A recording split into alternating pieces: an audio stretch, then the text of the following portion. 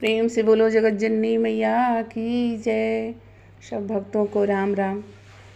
नवरात्रि की हार्दिक शुभकामनाएं। जय माता जी। पूजिला चरण तुहार हो, रोज आई मंदिरवा। पूजिला चरण मैया तुहार हो, रोज आई मंदिरवा। आई मंदिरवा, आई मंदिरवा। पूजिला चरण तुहार हो, रोज आई मंदिरवा। बेदियाली पिला मैया चौरी सजाऊं, बेदियाली पलू मैया चौरी सजाऊं।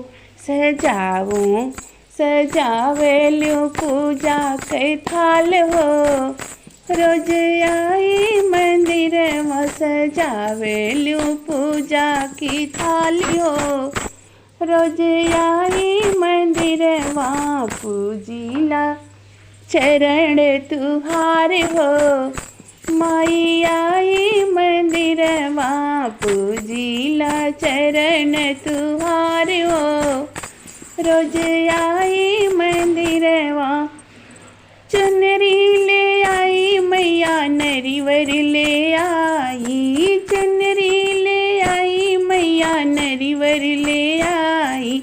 ले आई करने को तेरा सिंगार हो, रोज आई मंदिर वाले। आई करने को पूरा सिंगार हो, माई आई मंदिर वा।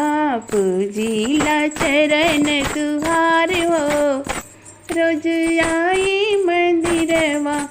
आई मंदिर वा मैया आई मंदिर वा। पूजिला चरण तुहार हो, नित उठी आई मंदिर वा। लौंगा ले आई मैया अड़हुल ले आई, लौंगा ले आई माई इलायची ले आई। ले आई अड़हुल के हार हो, रोज आई मंदिर में। पहनाऊं मैया अड़हुल के हार हो, रोज आई मंदिर में। पूजिला चरण तुहार माई, रोज आई मंदिर में। आई मंदिर में मैया आई मंदिर में। पूजिला चरण तुहार हो, माई आई मंदिर में। पूजिला चरण तुहार हो, नित्य उठी आई मंदिर में। मेहंदी ले आई मई महावर ले आई, मेहंदी ले आई मैया महावर में लाई।